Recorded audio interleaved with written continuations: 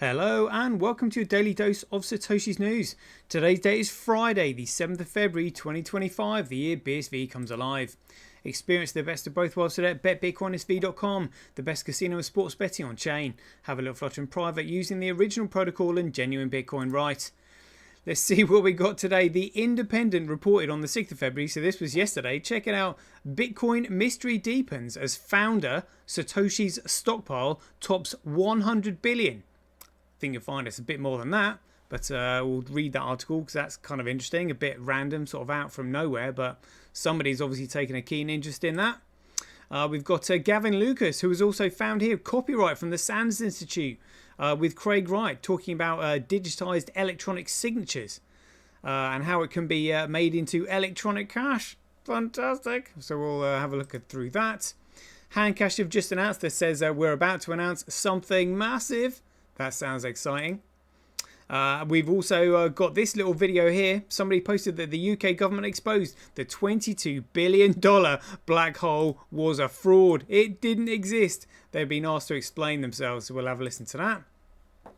Why we need privacy. Again, a man who has been betrayed by people he once trusted understands why privacy is power. And again, the only private blockchain is Bitcoin. Then we got a little bit of 365 days of Bitcoin history, and we go through the figures as per usual because they're getting exciting. Right, let's get into it. Greg says he's Satoshi, like a cowboy in the West, riding on the blockchain that they call the very best. 1 million strong, the transactions flying free. Just wait for the Terra node, you'll surely see. Here we go, rock and roll. Right, so the Independent has said here, Bitcoin mystery deepens as founder Satoshi's stockpile tops 100 billion. Yeah, I think you'll find there's a little bit more than that, because the 100 billion is just simply the 1.1 million Bitcoin, 1.1 million BTC he mined up until the 9th of June 2011. That was 2011. We're now 2025. How many more Bitcoin do you think he's got? What do you think he just suddenly like mined 1 million Bitcoin and then effed off? Like, yeah, making out that like it was a Ponzi scheme and he just got out before everyone else, even though he's never sold a penny. Like, what? Like, this is hilarious.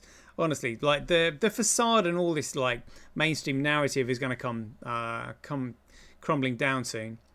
So they've subtitle saying Satoshi Nakamoto is more wealthy than Bill Gates. Oh, bad luck, mate. That's probably why Bill Gates is trying to kill everybody. With a crypto stash of more than, maybe he's trying to get Satoshi Nakamoto in there. With a crypto stash of more than 1 million Bitcoin. Right, so it says a cryptocurrency stockpile worth more than $100 billion has been traced back to the mysterious inventor of Bitcoin, according to new research. Crypto data platform Arkham Intelligence discovered that wallets associated with Bitcoin's pseudonymous founder, Satoshi Nakamoto, currently hold just over 1 million BTC, which is worth around $108 billion at today's prices. This fortune would rank Nakamoto amongst the top 15 wealthiest people on the planet, ahead of Microsoft founder Bill Gates on Forbes' real-time billionaires list. We've added an additional 22,000 Satoshi addresses with a total BTC balance of 1,096,354 coins to the Satoshi Nakamoto entity on Arkham, the company posted on X. Let's have a quick look at that then.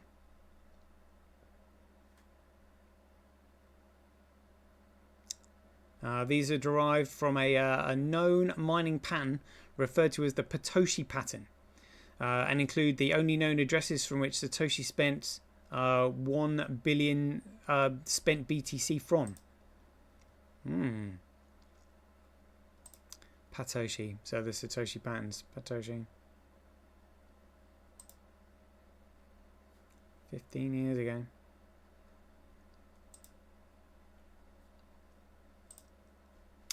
Interesting.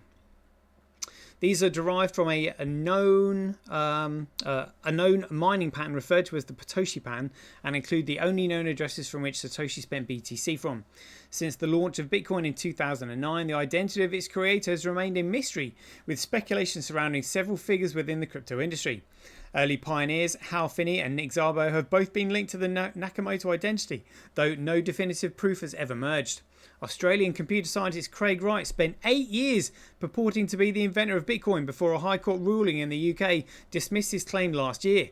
He spent 8 years trying to prove it. And then they're just like, yeah, well, the judge said he wasn't. Yeah, well, 8 years of proof here. What's that proof? There are loads of proof. And I suppose the biggest proof is actually the proof in the pudding of what happened before the BTC or the Bitcoin white paper was launched. So let's have a look, shall we? Here we go. For those of you who don't know this, in 2005, July 29th was the first known Satoshi Nakamoto sighting at What the Hack Festival by Joseph Van Perling, who we all know was a very early Bitcoin adopter that was on the Nevada Bitcoin panel with Bitcoin Bell. 2005 September, GICA certification, Craig Wright, certified since September 2005. Yeah, just his professional qualifications there. And 2006 June, Dr. Craig Wright received his certification of being an information systems security professional. Craig Wright. And 2007 September 15th, prior to the release of the Bitcoin white paper, Craig Wright published a white paper under the pseudonym Satoshi Nakamoto titled An In-Depth Analysis of Proof of Work Calculations in the Hashcoin white paper, exploring alternative strategies. Within the paper, technology now called blockchain is first described as time chain. Look at that, 15th of September, and the white paper was officially released on the 31st of October 2008, and this is 2007. That's hilarious. Also, prior to the release of the Bitcoin white paper, this was 30th of October 2007, Craig Wright published a paper from Northumbria University titled Payment Providers and Intermediaries as Defined in the Law of the Internet. The paper demonstrates comprehensive knowledge regarding the law surrounding electronic payments. Also on the 14th of January 2008, Craig Wright publishes a paper to the Sands Institute for the GICA certificate titled Electronic Contracting in an Insecure World. The paper contains information on what is now known in relation to blockchain technology as smart contracts. So here we've got time chain, which is first described as blockchain, and here we've got the first time that smart contracts were ever created on the network. Also on the 24th of January 2008, Craig Wright creates the Bitcoin white paper document, and later on August 21st publishes it to the Social Science Research Network for peer review. Look at that. Created 24th of January 2008. Craig Wright, Bitcoin, a peer-to-peer electronic cash system. How would he know that unless he was Satoshi Nakamoto? It's just hilarious. Honestly, it just cracks me up. Also, prior to the release of the Bitcoin white paper, Craig Wright wrote an email to David Kleinman asking for help to edit a paper on a form of electronic money, Bitcoin Bitcash, is what he said. And that was March 12th, 2008. Oh, brilliant. Brilliant. And August 9th, 2008, the first PGP key for the email Satoshi at vistomail.com was created. The Vistomail account and PGP key is what Satoshi used when emailing Adam Back and Wei Dai. And we know that Craig Wright also used that in correspondence with the Australian Tax Office. The Satoshi at vistomail.com. Oh, brilliant. Brilliant. There we go. And August 21st, 2008, so this is prior to the release of the Bitcoin white paper, Craig Wright posted the Bitcoin white paper to the Social Science Research Network. Oh, dear.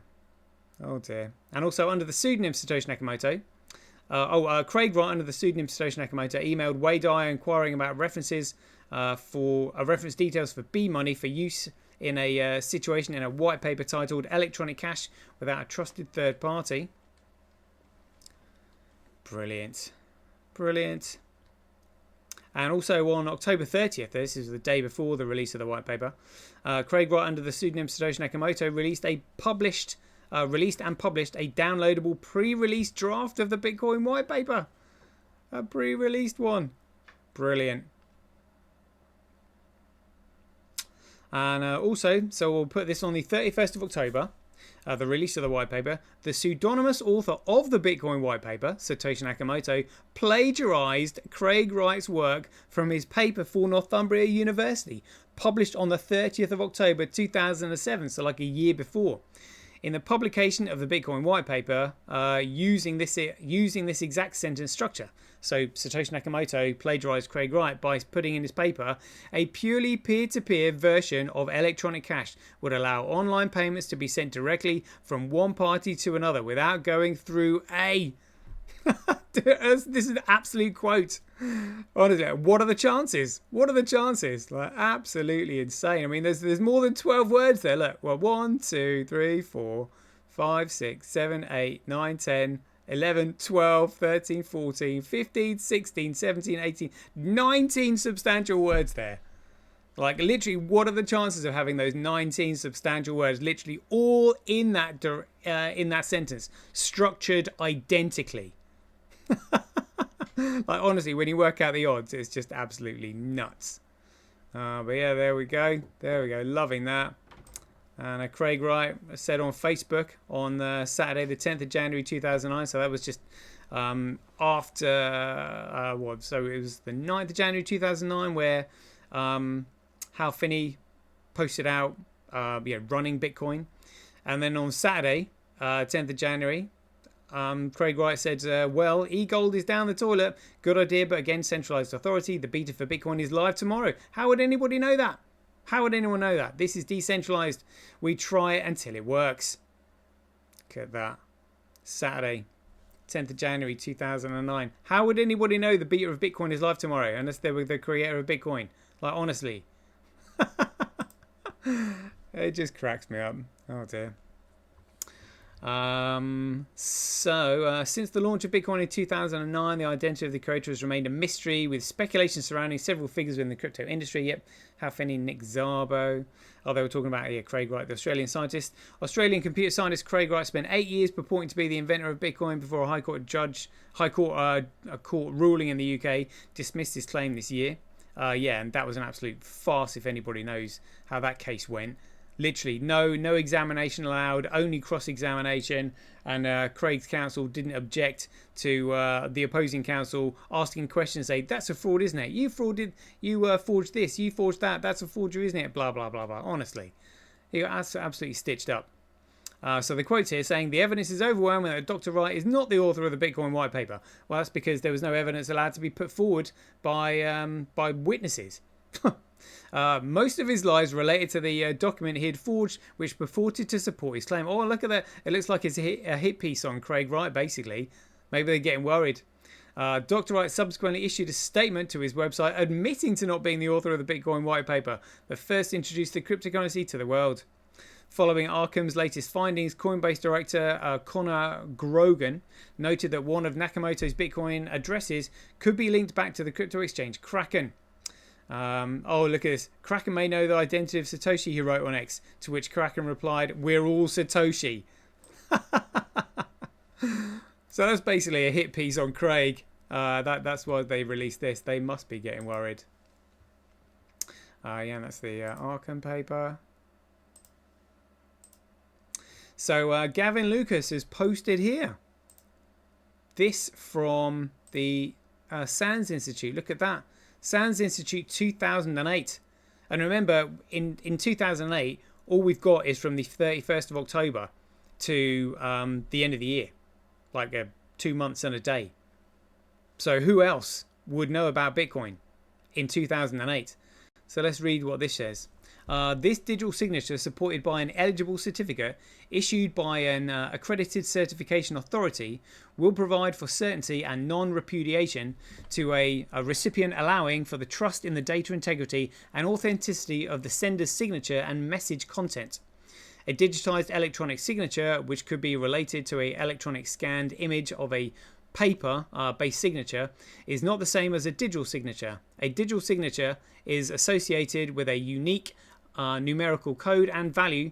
This code, when associated with the correct cryptographic algorithm, allows one to verify the authenticity of the author of a digitally signed document with an extremely low probability of error. He's quoted here Lim 2002 and Reed 2004, Van der Graaf 1987 and Vaughan 1997. An electronic signature can include a printed name, an email address, and a scanned signature. On the other hand, a digital signature itself is a unique numerical value based on the entire written document that is being signed. The ECA did not define electronic signatures in a manner consistent with Directive 1999/93 EC. And in that directive, it says directive of the European Parliament and of the Council of 13th of December 1999 on a community framework for electronic signatures. Okay, so we'll just continue. Which allows an aspect of uncertainty in defining electronic signatures and related certificates. In S.7 of the ECA, little clarity was expressed on the difference of a digitized electronic signature and how it is not the same as a digital certificate. The ESR was passed to clear up the uncertainty surrounding this point and become compliant with the 1999 directive. This act has brought the UK legislation in line with the EC directive while helping to fix the eventual value of a digital certificate. This legislation has the effect of enabling the courts to treat the electronic signature as being equivalent to a manuscript signature. This directly mirrors the provisions of Art 5.1 Directive 1999 93 EC, which grants that such signatures A. satisfy the legal requirement of a signature relation to data in electronic form in the same manner a handwritten signature satisfies those requirements in relation to paper-based data, and B. are admissible as evidence in legal proceedings. The distinction of paper document, that's quote there, in A is significant. The legal notion of a manuscript or document is particularly extensive. It is extended to books of accounts, and they've got another case law there. Whoa. That's massive. Look, copyright. Sands Institute 2008, Craig Wright on digital signatures. Handcash has said here, we're about to announce something massive. Any more clues of this? Something better is coming soon for that. You deserve it. Oh, come on. Looking forward to this. Fat and juicy. Yeah, let's hope it's not a nothing burger. Big fat juicy burger. Now let's hope it's something big. Check this out then. So this was I think it's TikTok footage saying a UK government exposed. Let's have a listen. Well, the lies continue. And nowhere in that report, does it mention £22 billion. It's not there at all. In fact, the only reference they have to a number is to be found on page 2 and in table 1. And even the Treasury, straining every sinew, could only find numbers that added up to 9.5. And even there, the OBR says, and I quote, "It is not possible Unbelievable. to judge how much of that might actually have been realised." So when the Chancellor said there is a £22 billion black hole, the OBR report yesterday now proves that was simply untrue. So will she come forward? Of course she won't. For providing that number to the House when the OBR report now shows it simply wasn't true. Unbelievable. Well, Chris Philip has been in Parliament today on camera going through the OBR report that states there is no 22 billion black hole. So every farmer, every employee, every small business that has had their livelihoods ruined, and the pensioners who had their winter fuel allowance taken away from them because of this budget, was for absolutely nothing other than a pack of liars who some of you decided to put in Parliament despite lots of us telling you they would be exactly the same and even worse than the Tories, because we had their 13 years before. We knew exactly what they were all about. Well, some of us did anyway. And some of us have been posting endless videos about this. I don't know how many more well, I guess I've got to spend another 4 years. Another 4 years, which I spent 2 years trying to educate people about these political parties. Of course, you'll turn around and say, well, Reform are exactly the same, despite the fact they've only been a political party for 6 years. Yet you keep continuously voting in these 100, 300-year-old parties in and out, and not even out of Parliament. You keep them in Parliament, just on the other side. When are you going to learn that Labour, Lib Dems and the Conservatives are the establishment, have been for 300 years? Reform UK aren't. The Green Party even aren't. Put reform in the Green Party in and see what happens. Give them a chance. They could be the main party in the opposition for the next 20 years. And if they destroy the country, we'll sit here and do exactly the same thing. But you won't, will ya? You keep believing these people that lie to you for 10, 20, 30, 40 years. Time after time after time. Budget after budget. Year after year. Liars. They don't care about you. Wake up. Good, somebody losing his rag about it. But I mean, what can you do with these sheeple who are like asleep? Like, you know, come on, just get down the doctors and get your old jibby jabby. Good grief. Right, so we've got somebody posted here. A man who has been betrayed by people he once trusted understands why privacy is power. And again, with the only private network is Bitcoin, BSV. But that's one of the reasons why it's so important. We have to live and stay in the private, out of prying eyes, because that is what we are. We have a right to privacy, and the only digital network that allows the right to privacy is the Bitcoin BSV network, where the only people who know who are involved in the trade are the two people transacting with one another. That is what privacy is, not when you have a centralized authority literally monitoring everything that you do and say. And all these other networks, all these other cryptos, all these shitcoins, they all have a central point of authority or control in the system where data isn't safe. Literally, data can only be commoditized one way. There will only be one digital commodity. When are people going to wake up and realize that? That Bitcoin is BSV. Right, let's have a look at 365 days of Bitcoin history, with it being the 7th of February. So Satoshi Nakamoto, actually this was on a Bitcoin talk. Somebody posted here on the 7th of February 2010, please point me to any page you would like to have translated to Chinese for the project. Perhaps having a Chinese how-to and explain would be useful. Also, what would you like for a gift? So somebody's saying, oh, this is great. So 2010, well, just almost like literally a year just after the white paper was released. The 7th of February 2018 was the day that marked a year since BTC was above $10,000. Well, it's now like $98,000. 7th of February 2024 was day 3 of the Copa case. Yeah, and there we go. That's 365 days of Bitcoin done. Right, let's get into the figures then. So we've got Gradecoin at $99,000. We got B Crash. What a joke. Fish price cash. Who cares? But then we got Bitcoin at $40. $40, yep. 40.64, top left of the screen there. Let's have a look at the difficulty adjustment on BTC. Look, yeah, I mean, the price isn't really moving all that much, but I mean, the difficulty adjustment just went up and up and up. Hash rate on Bitcoin, so it's sort of like dropped off a little bit of a cliff on BCH, rising up a little bit, but still plodding along there on Bitcoin. Transactions, I feel like transactions are being banked.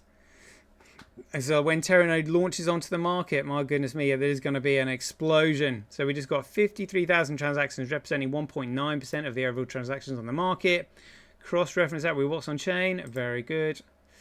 Right, let's continue. So even the block size is down here. Look, just 37% transactions are being banked. Transactions are definitely being banked, in my opinion. Speculating there. The tiny block sizes there. Tiny. 1, 2, 3, 4, 5, 6, only 7 blocks over a megabyte. Transactions are being banked. It's 48,000 times cheaper to transact on Bitcoin than Gradecoin. Mining Bitcoin at a 62% comparable loss. All right, let's have a look at the politics, because they're all in the pie charts. Global hash rate 7 days. Global hash rate 24 hours. Gradecoin hash rate other miners 2.08%. B Crash other miners 45. Fish price cash, who cares? And now, oh, Bitcoin. Let's see what's going on here. What is going on here? What? That coin, that pie chart on CoinDance is nothing like what's really going on. So we've got Kuv in the leader, 33.5. QD-Link 23.9. Tau down to 23.2. SA100 10%. Gorilla Pool 6.16. And Mining Dutch trying to get looking at 2% there. Crypto Quant, look, the exchange's reserves still being depleted. Don't want to be holding that shit when the market stops, or when the music stops. Tether Weather then, it looks like they pumped another little bit in. So it went from 141.1 to 141.4. That's 300 million. 300 million went in there. It's not really too much to write home about, but in the week it's gone from 139.4 to 141.4. So $2 billion. $2 billion. I mean, we used to see $1 billion a day. That's $2 billion in a week. Yeah. 137.1 to 141.3. So like $3 billion in a month. $4 billion, over $4 billion, $4.2 billion. Let's have a look at the short positions. The short position of, well, the short ratio, 0.46%. 24-hour trade volumes on all these exchanges. OKX 1.4 million. Gate.io 1.4 million. That's pretty good, matching OKX there for BSV trade volume. Binance futures 3.8 million. That looks like it's going down. Upbit 1.7. Index 92. That is shot up. 90 back up to 92 million. Poloniex under 10 million at 7.3. HTX, that's here Huobi 5.5. Buybox 3.2. Cool. Can you imagine how the exchange? Well, I mean, how much money these exchanges are going to be if they start keeping BSV in reserve? Like, whoa! And they have no idea what's going on. Literally no idea. Oh, what was that? Zendexian. What? Zendexian goes from 6 million to 0, according to Coin Codex. Like, what? Yeah, don't know. Not very reliable figures there. Let's have a look at Bitcoin versus Gregcoin. Oh, so just going up a little bit. That's probably why they pumped 400 million into the market. They're probably going to try and cover that. So that will come down against the big dog BTC. But look, dumped against BTC. Gone flat again. Let's have a look at Bitcoin versus USD. Similar trend to Bitcoin versus Gregcoin. Again, Bitcoin versus Gregcoin on Orange Gateway. Yep, the patterns pretty much correlate. Bitcoin versus USD. What happened there? Shot up to $100 on Orange Gateway. Shot up to $100. High $100. What happened there? What on earth happened there? Can we what? Oof. Look at that. A little blip in the charts. A little blip in the charts. I've seen that before on Ascendex and other things, where literally the price of BSV will just absolutely skyrocket, and then all of a sudden it comes back down again. Probably due to sellers, arbitrage and all that. But that's kind of interesting. What? Good grief. That one candle. Look at that. That one candle there. Just minimizes the entire chart there. That's hilarious. That's really quite funny. Overall market cap $3.27 trillion. Gregcoin at just under 100. Oh, I spoke too soon. $100,000. Which is why they're probably going on about, oh, look, it's gone up. There we go. That'll be the 400 million they just pumped in there. Just get it above 100k again. Keep the traders entertained. You know, have a little article out there about Satoshi Nakamoto. Oh, yeah, that coincides with the article by the Independent. Like basically a hit piece on Craig is what it is. Because they don't want people to think that it might be him. Can't have that. Can't have that. XRP is just above Tether again. But yeah, honestly, all these shitcoins. All these shitcoins. Where is Bitcoin? There we go. $40. Oh, that's climbing as well on the 24-hour chart. So volume. So they're still saying Zendexian here is probably about 25% of the volume. Well, that wasn't shown on Coin Codex. So someone's wrong somewhere. Hit BTC liquidity. Zendexian's third place. Changely Pro. Interesting. Right, there we go. That is a 29-minute show. We'll leave you there. I hope you enjoyed it. As ever, if you enjoy these updates, please ding your donations for your appreciation to either Satoshi at Sentby.com, Handcash.io, Simply.cash, Relasia.com, Rockwallet.me, or Senti.ch. We'll leave you there. I hope you enjoyed it. As ever, be aware, take care, stay safe out there, and we'll see you in the next one.